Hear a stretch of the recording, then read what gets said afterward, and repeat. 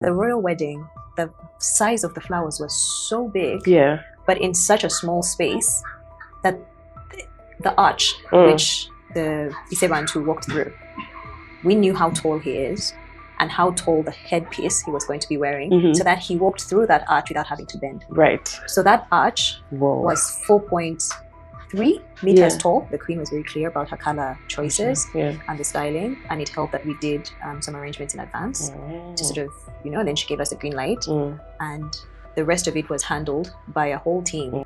I wanted a cross designed with flowers. Ooh, that would have been... I know, but then it was like, that would be nice for a regular person. But like, this is a royal wedding. Let's just maintain the wooden cross that's from the church. Yeah. We did a wedding in a couple's backyard.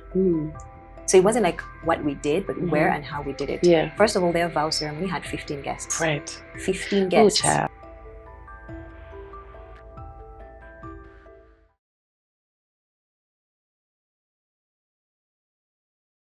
Welcome back to Originaires. Today, I'm excited to bring to you the CEO and creative and like the head florist behind Oakwood Events, Stella Mugera of Oakwood Events. Thank you for making the time. Thanks for having me. Yeah, I'm excited to get into the world of event planning, event design, and all that goes into it. I mean, recently you did Martyrs Day. Martyrs Day was us animating through flowers. One of the arms of Oakwood is Flowers by Oakwood.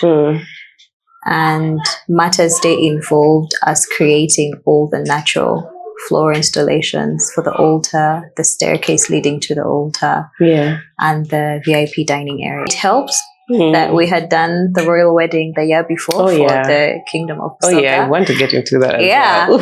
And we had done it at the cathedral. So church flowers, Gotcha. I'm pretty sure they did their research, found out how well we related with the Archbishop and the administration at, Christ the King Church, Cathedral Bugembe. And all that worked in our favor. And fast forward, we were flowering at an international event. I mean, what does it look like in the planning room when you're, saying, okay, we're doing Martyrs Day. We have to embody this. We have to give it the reverence that it deserves. What went into kind of planning it and deciding what you're going to put where? So the benefit is when you're doing something this big, it's not just you.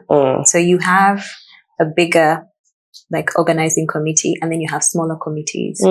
And so we had a decor subcommittee. So they have a brief, maybe we're following the Vatican colors, which are yellow, white, and red. We're going to have a lot of red in it because it's a mass celebrating martyrs. There's a lot of bloodshed. And so you have a brief to a certain degree. But then I'm also grateful that we had, as a team, creative freedom on how to bring that out. And we shared that creative freedom in a demo. And when the demo was viewed by the committee, we got the thumbs up. So it wasn't too much back and forth, too much, no, remove this, add this. Not really. Actually, I think there's two things that they said, okay, maybe this is a little bit too wild because our style of flowering is very garden style. Right. But there was a lot of support. There was a lot of acceptance that we've selected you because you're good at what you do. Amaze us. And I think another thing that I really appreciated is the decor was done as a team. So it was Oakwood and another company called Ashton Events. And it allowed us to focus on the flowers. Because so you guys were flowers mainly. So fresh flowers means you have maybe 2 days before the event to do so much. We use nearly 40,000 stems. Whoa. I think that's only been beaten by the royal wedding where we had nearly 150,000 stems. Gosh. Exactly. So you have 40,000 stems that you need to prep, design, install in 48 hours or less. So it was really great that we had a team that's actually a team that started in advance, doing like a lot of the other areas, and then handed over the baton to us to say, okay, now these are the specifics. Yes. Handle this. Yeah. So how big is the team when it comes to like actually putting together the floral design? Yeah. The floral design itself, I think we're a team of 18. So it's a pretty big team. Yeah. And then the tablescape, which is designing the VIP dining area, maybe that was another team of about 10. So altogether we're like 38 people on ground, working in shifts. Damn. Yeah. Because also all the 18 don't work at once. No. You want to have people working a whole 24 hours. Right. So you have a team that will work maybe the first 8 hours, they rest, while another team is taking on the next 8 hours, they rest, and then a third team works the rest of the 8 hours. Right. Yes. And so that way you have somebody working the whole day and things are moving and you're able to meet the timelines. Yes. Oh my goodness. Like I'm even curious about if this is something that you could have dealt with when you just got into the event space in 2017, right? No. Like, how did you learn that, you know what, this is something that I need to have, you know, to stagnate the teams and make sure that they are, you know, constantly working, but also well rested and stuff like that? I think you learn certain things with time. 2017, I think, bang on, like the first job we did was a baby shower at Kaveli, where I was paid a certain amount that was exciting to me because somebody had given me a chance. Yeah. But I think I spent 4 times that amount. Right. To get the job done. And you learn over time what's required to get a certain volume of work done and done well. Yeah. When your team is not well rested, it shows up in the design. The design is sloppy. The design is different. We're very particular about what we do. We're like, maybe like I'm a chef. Like every design that you see that looks alike has the same number of flowers. Right. Yes. So I'm that way. So I think that's another thing like clients appreciate about us. If I've said we have 200 tables and of those 210 have short flowers, all the 10 flowers will look the same. You won't say that, oh, some of these flowers look more expensive or more luxurious than, no. They all look the same because they all have the same number of stems. Yeah. Yeah. Wow. Yeah. I want to get into floral design in a bit, but like first tell me about the Busoga royal wedding. I mean, you said 150,000? 150,000 stems. How does one even compute that scope of florals? It was huge. That's the most number of flowers we've used. And I say this fully aware that we've done weddings of 800 guests where everything is fresh, where the guest tables are fresh, the backdrop is fresh, the walkway is fresh, the ceiling is fresh. The royal wedding, the size of the flowers was so big, but in such a small space that the arch, which the Isebantu walked through, we knew how tall he is and how tall the headpiece he was going to be wearing, so that he walked through that arch without having to bend. Right. So that arch was 4.3 meters tall. Yeah. Yeah. That's tall. Yeah. But it had to be thick enough that when you have that height, it's not looking skinny. So the thickness of the flowers was like, the arch itself was like nearly this big. Yeah. Yeah. Yeah. Like it hasn't even computed to me the idea of like making sure that it is as tall as his maximum height. Exactly. Yeah. And then you have to factor in that there's going to be floorboarding. Right. So, yeah. And then he has a headpiece, and because he's the king, he can't go through like this, and he's really tall. Yes. And it had to be viewed 360. So most people do arches that are against the wall or against it. It had to be viewed even the back, all round. Right. Yeah. How long does it take to design it? It took, because we started working on it on Friday. The wedding was on Saturday. We started working on it maybe Friday at 4 p.m. Yeah. And we were done on Saturday, I think by 8. No, I mean the design of it all. Because I think, yes, like pulling it off, of course, the flowers are fresh, you're on a time limit. But designing, planning it takes a while. Entire because you have to do the recipe first. Yes. And when you do the recipe, you engage the farms. Oh, the recipe. Chef, tell me more. Yes, we're cooking. No, but you have to do the recipe first. And then when you do the recipe, you think, okay, these are the colors, these are the choices of flowers. Then you engage the farm or the farms. In our case, we work with maybe 6 or 7 farms and find out, will those colors be available when we need them? So yeah, things like that. So you engage the farm, and usually they'll get back to you, and 80% of the things are available, 20% aren't. You go back, tweak the recipe, then make the order again. Yeah. How involved was the royal family in that planning process? They have people. All I can say is they're very clear. The queen was very clear about her color choices and the styling, and it helped that we did some arrangements in advance to sort of, and then she gave us the green light, and the rest of it was handled by a whole team of, including like ministers of the kingdom, technical people who've been assigned to work with us, and the church as well. Because we're essentially recreating the cathedral. Gotcha. So there's certain things where I wanted to have flowers everywhere, and you couldn't. I couldn't because, ma'am, the focus is a wedding. Right. That's by the way a thing I'm curious about, because there's this vision, you see, what the best of the best could be, and then there is the people at the core of it all. And when you tell me there was a team of people, I immediately get scared, because in my mind I'm like, okay, now they might also come with their own vision. They may try to be like, okay, this is this and this, aren't we wasting this or that. Did you have to deal with any of that? I think that was the blessing, that they were very clear about making sure that, one, her vision, when I say her, I mean like the queen, was attained. So it was very clear who was sort of calling the shots in terms of, this is the aesthetic that I want.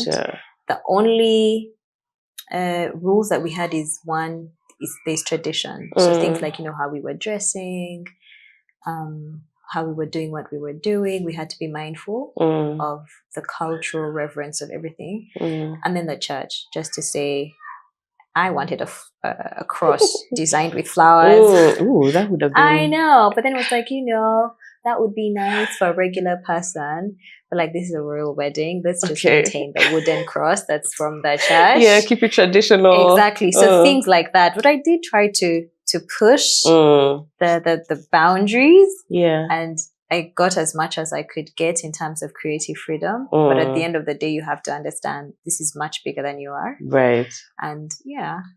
Then what was like your peak of that event? So these two hands designed her bridal bouquet. Oh, like literally the one that she held. Yes. Okay. So I think that was a huge moment for me. Because when we design the bouquets and deliver them, we speak to the maid of honor on how the bride is meant to hold the bouquet. So the way each bouquet is designed, it's meant to be held in a specific way. So those instructions were sent to the maid of honor. Seeing her walk in, holding the bouquet exactly how we said. Oh, that's nice. Yeah. Yeah, it was like, ah! And I'd not met her. Yeah, okay. Personally. Yeah. So that was my first time also seeing her. She looked so good. Yeah. She looked so regal. And she was with her dad. So I saw her walking in with her dad. And yeah, just her following instructions in that way. Yeah. How I'm curious about how you take flowers from just like the flowers and then to an arrangement, like the floral design. Tell me about what goes into that. I honestly, I get asked that a lot, and I think there are things that you're born with. And I feel like I understand when somebody tells me like, make me something dreamy, or make me something vibrant, or make me something passionate, I know what I need to do. I don't know how I know that. It's not something that you overthink. No, I don't know how I know that, but I do. Yeah. And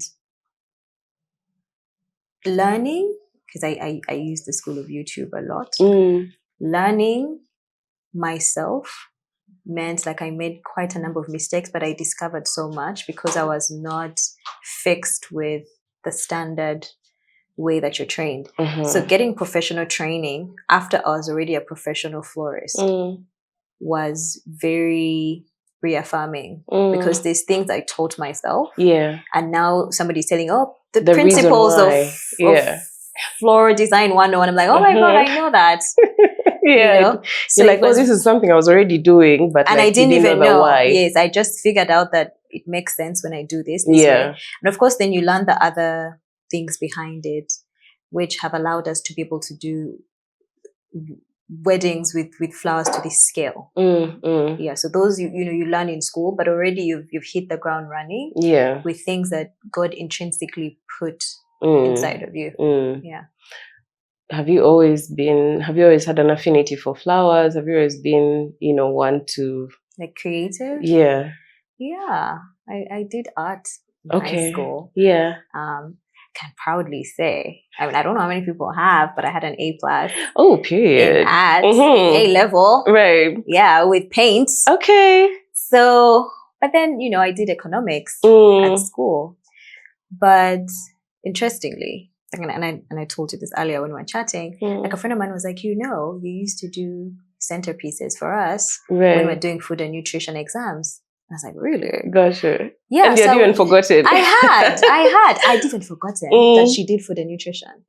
This is a whole CEO now. Shout out Janet. She owns Safe Places Uganda, a mental health, the first private mental health hospital. Yes. But she was doing food and nutrition back in the day. And we were doing her centerpieces. And I would get like tablecloths and stuff like that. What I remember mostly out of it was that I got food. You're like, okay, let's do this, but in exchange for like that's how she was paying for my time with food. But yes, not knowing that it would be a full circle moment years later. And years later, she's like, you used to do this, and I'm like, really? Right. Yeah. Right. And even like at work, because I first had a corporate job, somehow I would always find myself on the committee for staff parties, like part of the people organizing. Yeah. We would have an annual general meeting. I would be on those committees. Would have like a press conference planned. I would be in the back, or like an exhibition. Yeah. I would be in the back at work helping plan it. Let's get into that corporate phase that you had. How long were you in that space? Which was a wonderful phase. Yeah. So counting internship, because that was serious work, 12 years. Not counting internship, 8. Yeah. I loved it. I'm an economist by training, both my first and second degree. The second degree includes management. Gotcha. So it was really nice. I was working for local government. I love community. I love, helping people figure out how to make the most of their money. And that was essentially it. But I really wanted to start something of my own. Yeah. I didn't know then what I wanted. I just didn't want to work for somebody. I wanted to do something that I could pass on. Right. To children or to my family. Like I wanted to be able to say to myself, I've gotten up at 5 a.m. to go to work for myself. So that was one of my main reasons. Yeah. And then I started figuring out, so what am I going to do?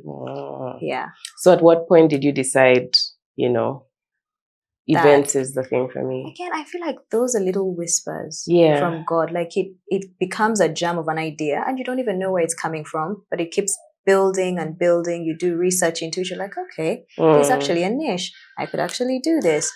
You look into it further. Like, you know what? It's creative. Yeah. It involves project planning. I'm trained in project planning. I'm creative. I'm artistic. Right. Let's do this. Yeah. But then making like the official jump. Was that easy? No. Was that hard? it took me 3 years to get the guts Okay. to do it, because I kept thinking, I'm not going to have health insurance. I'm not going to have a monthly salary. I'm not going to have so many things. I think the panic was I wasn't going to be manufacturing something. Because if you're manufacturing something, you're selling something periodically and getting an income. I was going to be providing a service. I can only provide it if somebody reaches out to me. If nobody reaches out to me, I'm not providing a service. I'm not getting paid. Yeah. So I was like, you know what? Let me jump out. I'm going to have a little bit of gratuity and savings. And it also helped. I had left local government and I was working for USAID at the time. USAID was paying really, really well. So I'd been able to save, a significant amount of money and got out, used that money as collateral to then get a loan to start. Gotcha. Yes. So you didn't first do like part-time, what? Hey, hey, babe, go. Because I just excuse me, I think I'm an all or nothing person. Yeah. When I finally took me 3 years, when I finally got the guts, I was like, we are doing this. We are diving in. Yeah. Yeah. And in those 3 years, what was going through your mind apart from, I think, actively saving up and stuff like that? Were you planning the name? Were you planning on seeing what kind of, design or events you're going to go into? What was in your mind? I was saving a whole lot of videos, YouTube videos, as looking at things online. I was trying things out. But I was also visualizing the life I want, like imagining myself not having to work on a Monday. I know it seems silly, but like those things, like you can do this, like visualizing the end goal, and like I saved a lot of videos. I saved a lot. I looked also a lot. I looked a lot online for how to start a business. Okay. And I really failed to find meaningful things for a small business. Like I was finding things for like a larger scale. For large, yes, like from Uganda Investment Authority. I think Enterprise Uganda had a little bit of things, but all the things I was finding was for $1 million companies. And I'm like, no, I want something small. And then the small ones were too small. Right. Of like, I'm going to start maybe a small shop, or I'm starting out like with a tailor with one machine. So finding a middle ground was really, really tricky. Yeah. So I got a lot of input, I think, from Kenya. Okay. And then I looked at things from like Europe and other Asian countries. Gotcha, yeah. Actually, Asian countries were really, really helpful because some of them have things that are relatable to Africa. Okay. Wait, but I struggled. Like what elements? Like I would look at like small startup businesses like in India and wherever and look at what are the problems they're facing. Some of them out of the cities are things that you can relate to here. Gotcha. So even simple advice like, don't start out with a tax or an accounts person because you can't afford to pay them full time. Get a company that will audit your books quarterly and pay them. So things like that was useful advice because I didn't have money to have a massive team. So did you have to go through any other kind of training? Was that before or after you quit your job? So not immediately, training-wise, because I couldn't afford it. Like we were spending so much. So I couldn't afford to go back into training immediately. So again, that's why I said like a lot of YouTube, a lot of speaking to mentors who've owned businesses and just sort of picking their brain. And actually, I remember one thing that really stood out to me. I was speaking to a friend of mine. He owns hotels. And he said, Omani, God, now I'm going to switch to Uganda. But Omani wakazi baina nye chisa. You have to remember that you're only as fast as the slowest link you have. So if you're putting in all this effort and you have staff that are not putting in equal to you, let them go. It doesn't matter what the backstory is, whether they've just had a baby or their mother just had surgery. They need to match your energy. Yeah. If they're not matching your energy, let them go. And you can only do that if you have an understanding of what they're doing. Yeah. So whatever you're asking your team to do in the early days, be able and willing to do it. Yeah, unless it's like physical strength. But anything else, if it's, know how to do it, know how to fold a napkin, know how to design that, what it takes, that how arrangement. long it takes. Exactly. Yeah. And that stood with me and has helped me a lot. Yeah. Because I would struggle with it. I'm thinking, oh my God, they just had a baby. And you're feeling so much. But he's not showing up to work. Yeah. Oh, he's showing up late. And it's like, I'm like, but it rained for all of us. Yeah. It rained for all of us. We're at a hotel setting up for a wedding where that whole team is already there. It rained for them too. How do you pick the right people? Because I think that's... God. Like, it's so hard to get good staff who are committed, who are loyal. But I think one thing that I have learned that I think would be helpful to people who are listening is you're better off having a loyal, trainable person than somebody who's already experienced. Right. Yes. Why? Because they're ready to walk that journey with you. They're willing to take your vision on as theirs. While if you have somebody who's already competent but does not have loyalty and the willingness to work as a team, you have nothing. They're walking in like, I have 10 years of experience. Yes. What are you telling me? Exactly. And you do want that experience. So if you find somebody who has the experience and the loyalty and the team spirit, absolutely. bullseye. Yeah. But like often, only one of your people will be like that. The rest, choose loyalty, choose willingness to learn, and train them. Yeah. Interesting. Yeah. So someone can come off even if they have never touched a bouquet of flowers, and then how long would it take for me, let's say, who has only just seen flowers, appreciated them? It's not even just that. It could be like this person has, like, have a skill, honestly, because you're an adult, you're not working with children.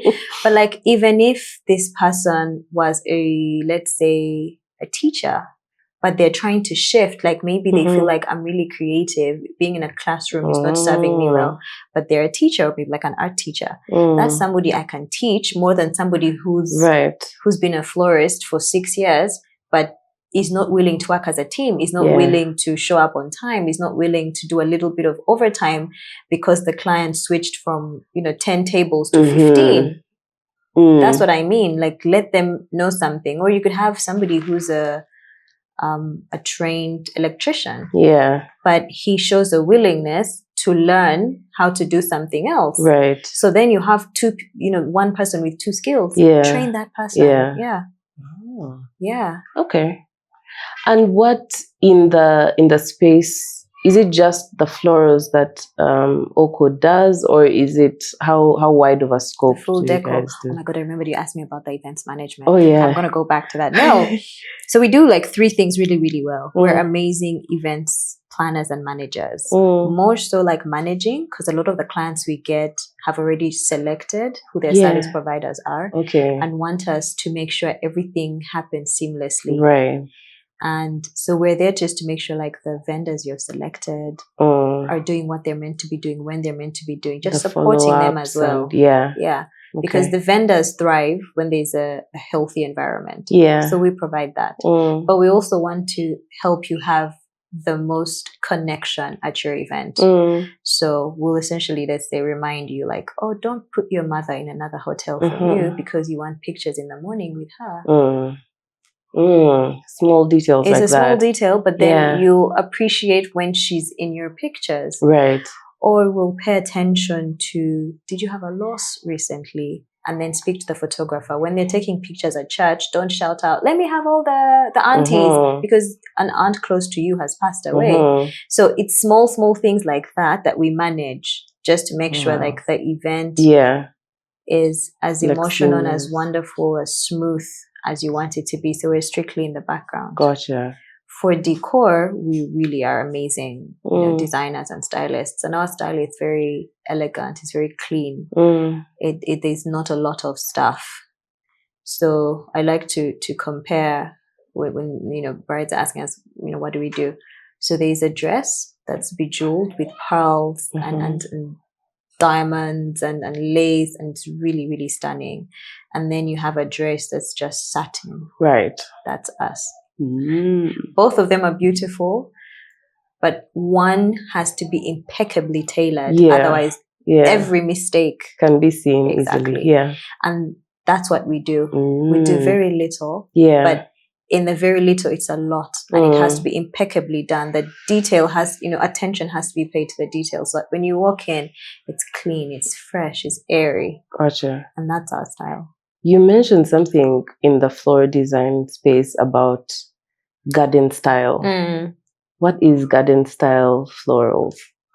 Garden style essentially means that our centerpieces or our arrangements look like something that Mother Nature could have created. Yeah. Okay. They're more organic, they're more flowy, the colors, the way they're arranged. Yeah. It looks like Mother Nature could have done it and put it for you on your table. So that's essentially what it means. Okay. And we have the more classic style. I think that's the one that's more common in Uganda, where things like a little bit more compact, more structured. So with us, things are more flowy.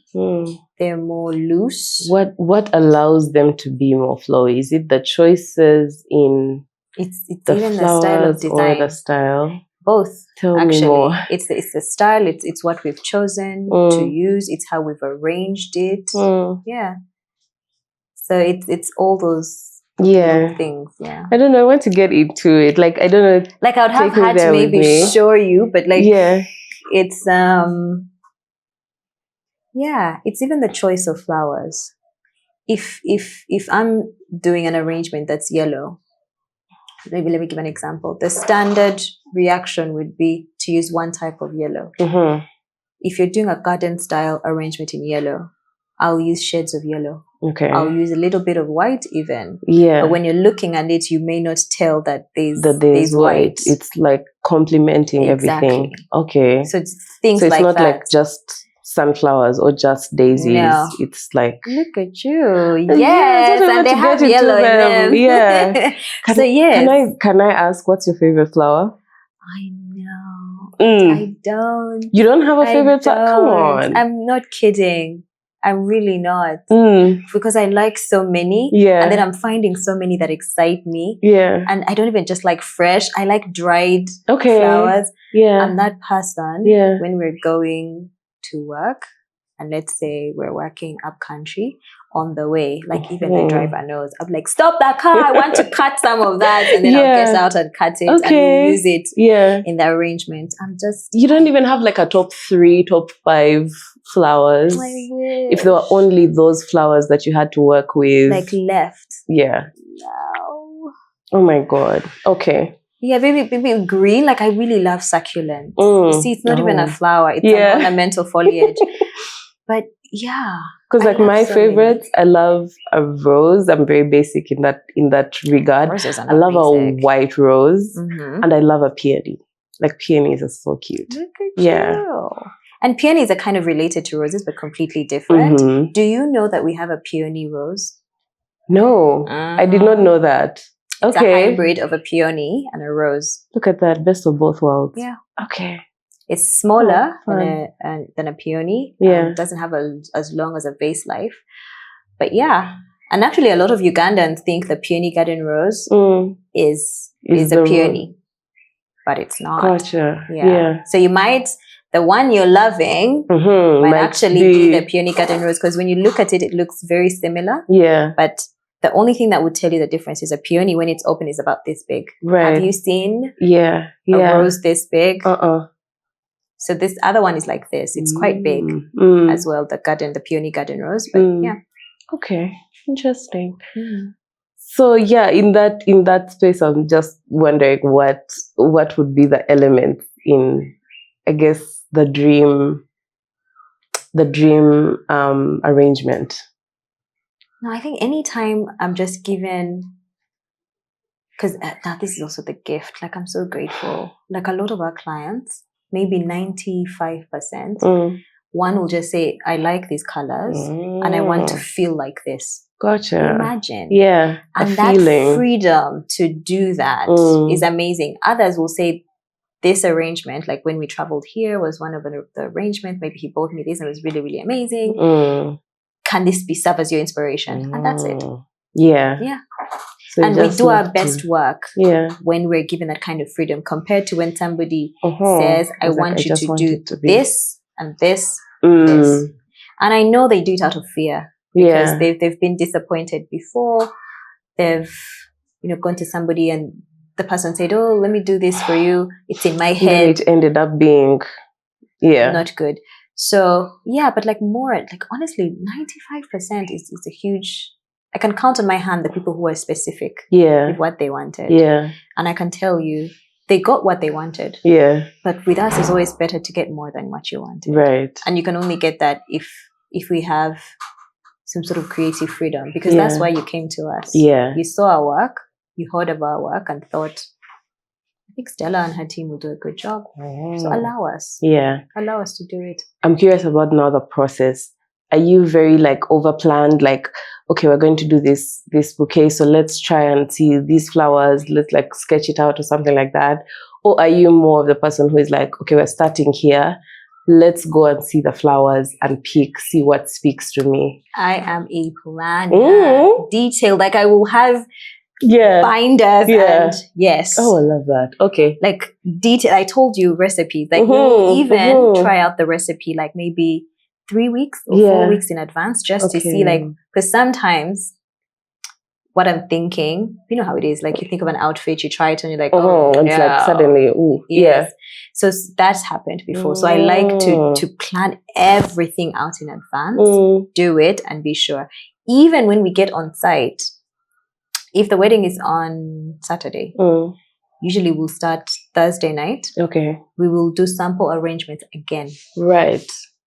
With myself on the team. Yes. And then we approve them. And then tweak the recipe again. Because sometimes I've planned the recipe out, let's say with 10 peony garden roses, this number, and the peony garden roses they're so big. I'm like, okay, 10 will be too much. Let's do an arrangement with 8.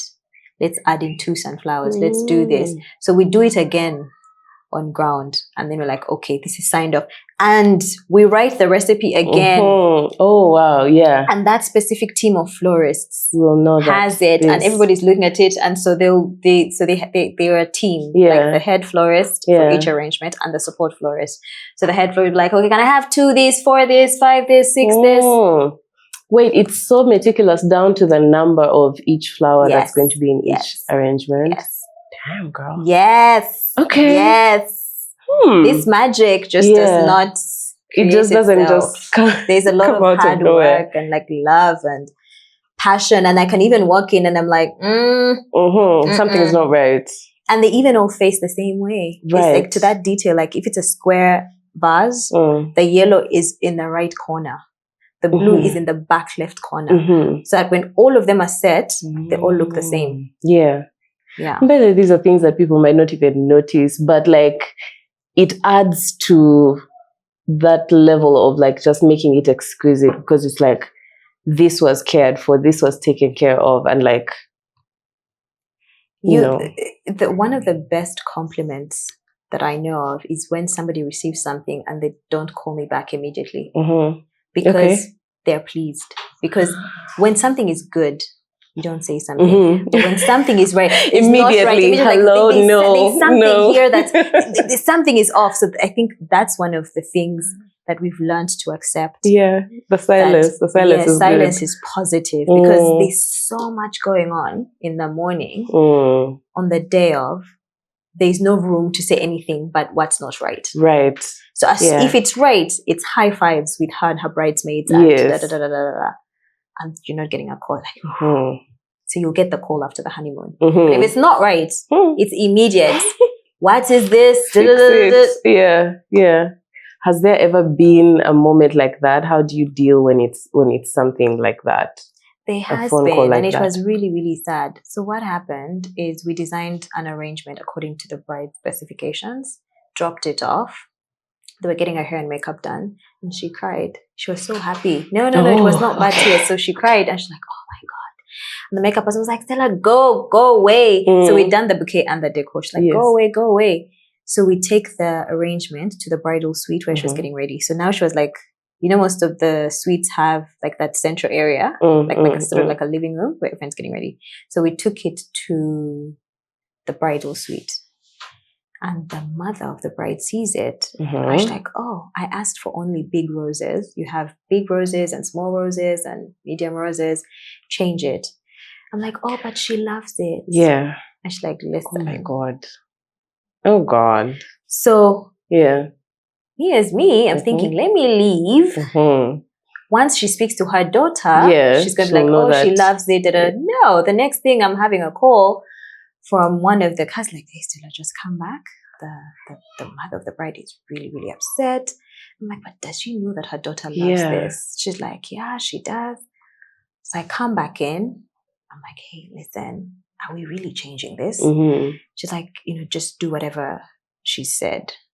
Oh God. And we changed it. And I was like, oh my God, see, this is what I asked for. Yeah. She wanted something more conservative, more like the more traditional. Yeah. And the daughter wanted our garden style floral. She'd sent me pictures of our celebrity's wedding that she'd liked. Even the flowers we'd done at the reception were more like that. And I remember they were coming into the reception area to take photos before church. She took maybe one picture with the bouquet.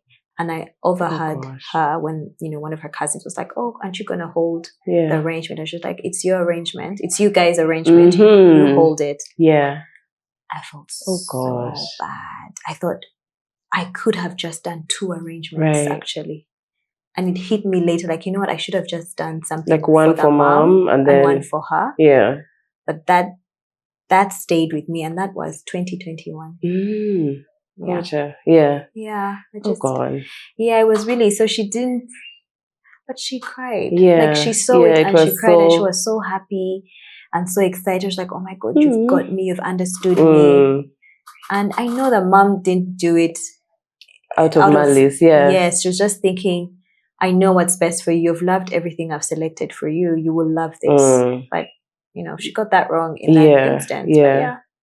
Oh, that was horrible, I feel like, because especially the fact that it's like the bride, it's all about the bride. So it's like, she loves it. It's okay, mom. Like, some of the flowers you decided on are still part of it, but she was not having it at all. No. Oh, wow. Hey, my goodness. Yeah.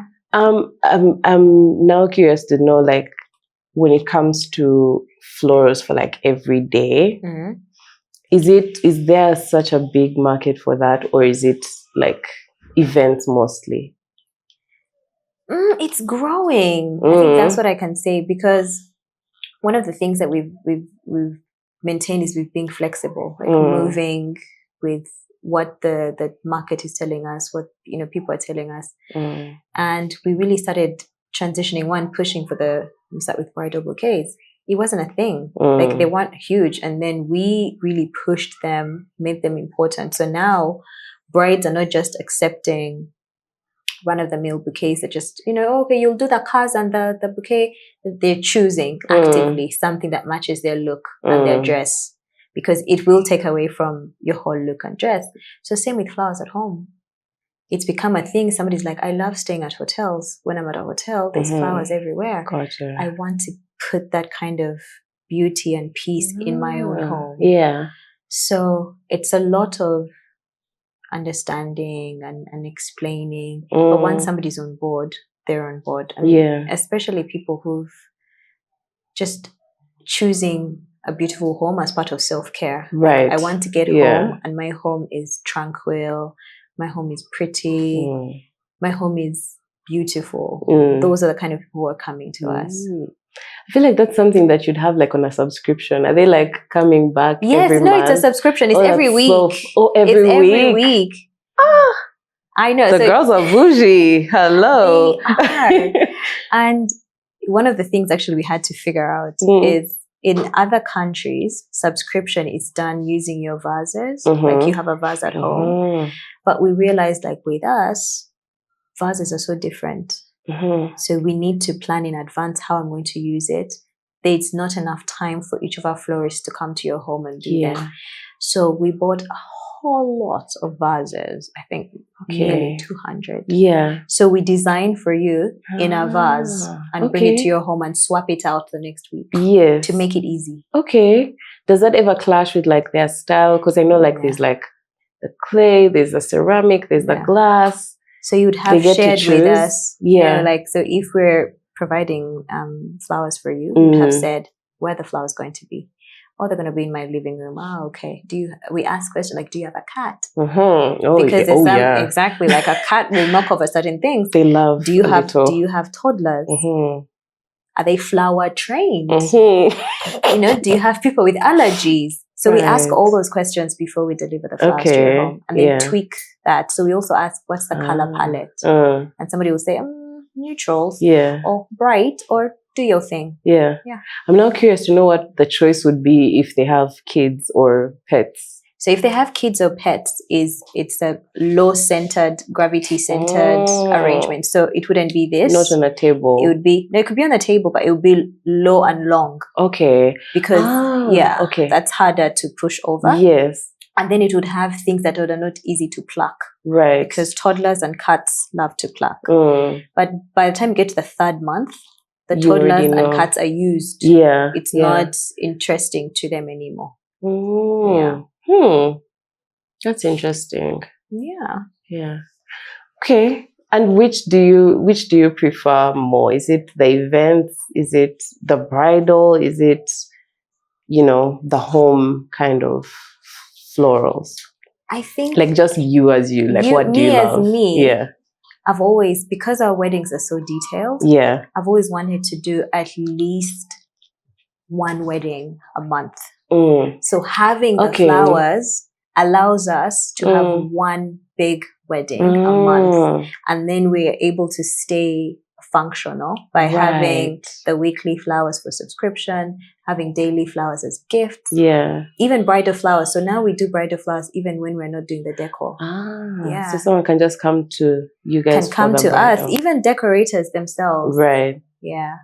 So tell me about what you think are the most like current trends. What are people tending towards when it comes to floral design? I think monotones. Okay. On the one hand, like do something that's all white or all green or all burgundy. Yeah. But then people also embracing more garden style flowers. Just being open, things that are organically done. And also just opting for fresh flowers. Yeah. Because we do a lot of silk flowers. And they're lovely. Yeah. Because they will give you colors that you won't get any other way. Like you won't get a maroon eucalyptus. But it's beautiful. And so just having that option. Having that option makes silk flowers or artificial flowers such a great choice. But for people to be like, okay, I'll work with what Mother Nature provides. Or even allowing us to, we hand dye flowers, or we even hand paint. How is a flower dyed? Very carefully. Okay. Because if you do it too fast, the dye will affect it and it will become brittle and it will fall off. If you do it too slow, it rots. There's a science to it. You have to use glycerin. So do you like directly on the flower, or is it? It's a technique. It's these are the tricks of the trade. Tricks of the trade, Okay. And then what's something that really inspires you of late? You mentioned earlier that there was a lot of like, you're looking at things from like Europe and the Asian side of life. What kind of inspires you? That was more for like the systems on how to run a business, not really like the design part. It was more, how do I run a functional business that's small and growing? But in terms of style, like when we're decorating, what inspires me a lot is the couple story. So I'll ask for descriptive words. Like, how do you want to feel when you walk in? Do you want it to feel playful? Do you want it to feel warm? Do you want it to feel intimate? And then play-off of that. So if you say, I want it to feel intimate, then I know we're using candlelight. If you say, I want it to be playful, then we're using like bright light and, vibrant color, flowers or linens. So a lot of their story. So we love to get into their story. How did they fall in love? How long have they been in love? Where did he propose? Right. How did he propose? Is he close to his family? Is she close to her family? Oh, wow. So all those things. Kind of get into... Yeah. It's simple things like if they're new, it's new love and they're very passionate, I'm not going to do a high table that's visible. Because they're going to be touching each other behind their table and doing all sorts of cutesy things. Right. So it's small things like that. So when they speak, you know who they are. And when you know who they are, can choose what makes most sense for them. Yeah, what kind of feel. That's why it's called styling. Right. Designing. Yeah, because you're designing a space that is about them for their guests. Yes. Oh. What's the most unique thing that you've had to incorporate into, let's say, an event that you don't see everyone asking about or, having to incorporate into their, let's say, wedding?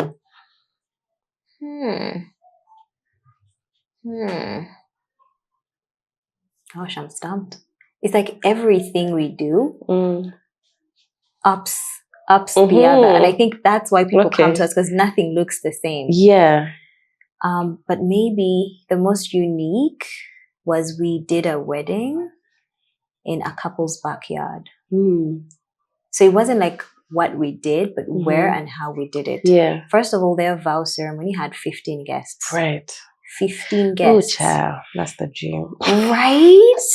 15 guests and a breakfast brunch. Oh, okay. That's so cute. Exactly. And then people went home changed because they wanted to have an actual dinner. So people came home to their backyard and we'd set it up. So the people at the backyard were 30. Right. And it was a proper dinner. It was like one long table that was set in all white and green, because their back garden is really lush and green. Okay. It was lovely. There's no tent, just fairy lighting. The kids had supper and came and said goodnight to the parents in their onesie pajamas. Yeah. And it was like really so beautiful. Yeah. Oh my goodness. Yeah. There's so few of those, you know. And they're so lovely because like every guest, like when you have 30 people, you can afford for every guest to have their favorite drink per bottle. Right. Like if your drink is champagne, you'll have your champagne bottle. If my drink is cider, I'll have all the ciders that I want. Yes. If dad's drink is whiskey, a specific whiskey from 19, he'll have that. Because you're 30 people. Right. Not 300. Not 1,200. Which is fine. Yes. I love those too. Yes. But like this was really, it was different. Yeah. Huh. Oh yeah, that's unique. I swear. I'm curious about now how you guys work in the team. You have a business partner, Charlotte. Could you tell me about like some of the strengths that each of you has that you bring to the table to make sure everything I love this question. Yeah. So I started Oakwood without her. Okay. When she came on board, we were complete. I started in 2017. She came on board in 2018. We were complete. So I'm creative. She's analytical. I'm amazing at meeting with clients. She's amazing at meeting with service providers. Right. She's amazing with the staff. So if Charlotte met a client, they'll get discount after discount because she has the softest. Softest. She's like, I'm like, no, woman, we need to make money. But when I'm choosing a creative design, I want to have like 4 orchids per arrangement and 17 peonies.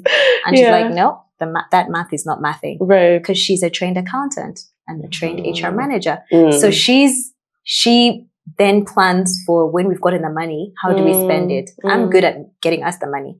but I'm a spender. Right. I'll be like, no, Charlotte, let's give them a glass walkway. Let's do this. And then if we add this, and she's like, so you have this much.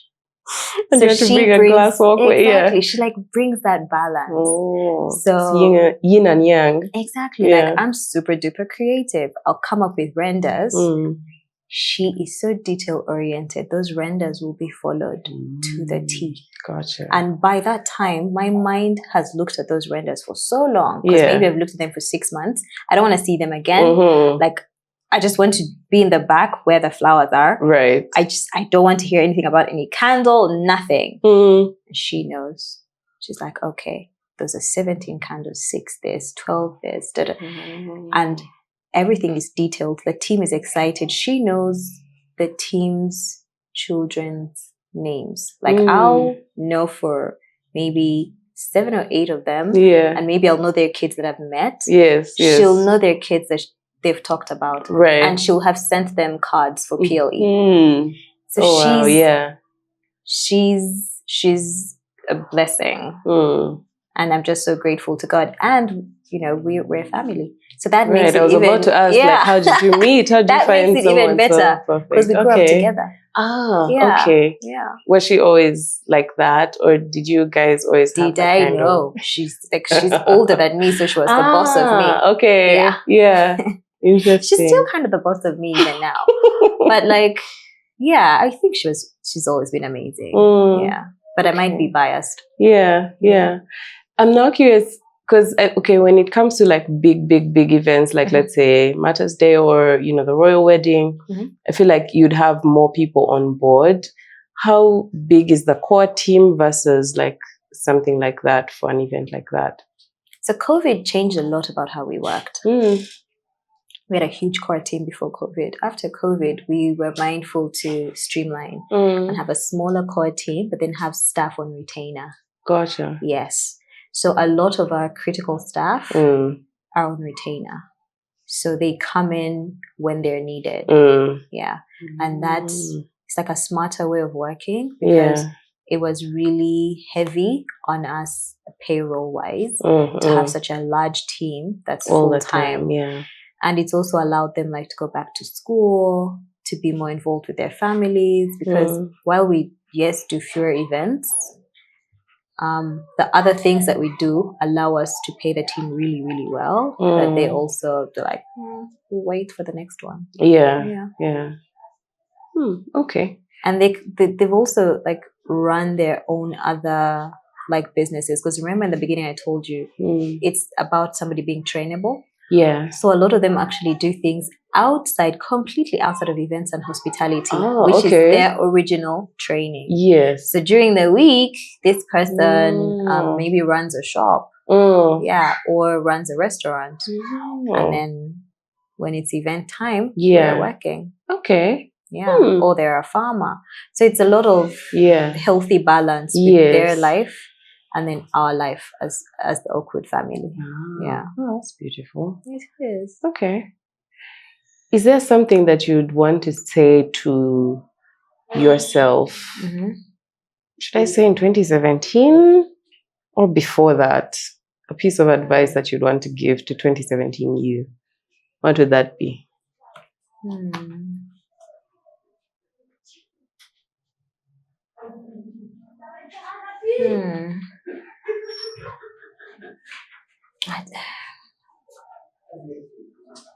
I think I manifested so hard and daydreamed so strongly that I think I saw this and we're not there yet. So maybe it will be the same thing I say to myself then, that just keep swimming. Right. Like, this will happen because we're nowhere near where I want to be, like where the business is strong enough or big enough that I'm on a yacht on a Tuesday sipping cranberry juice. Period. Yeah. Okay. Yeah, I was about to ask, where would that be? What would that look like for you to have said, I've arrived? On a yacht on a Tuesday sipping cranberry juice. Okay. And the business is thriving. I'm taking care of my team. and I don't need to be there physically. And right now, I think what I've always wanted was for the brand to be trusted and to grow enough that whether or not I'm physically present, it's trusted, which thankfully that has happened. Yeah. But to grow more, to embrace every opportunity that we have to keep growing, not to just even do flowers in Kampala or in Uganda, but to do flowers in East Africa, to do flowers in Africa, because you have florists who travel. Yeah. You know, to do flowers in the Vatican. Oh my God. Like, I think if that happened, let me manifest it. Yeah. Okay. Like, I would be over the moon. Yeah. So we're on a journey, and it's a wonderful journey. And I'm just super grateful. And I think one of the things that maybe I knew was going to happen, but it shook me a little bit, is because I'd worked for 8 years.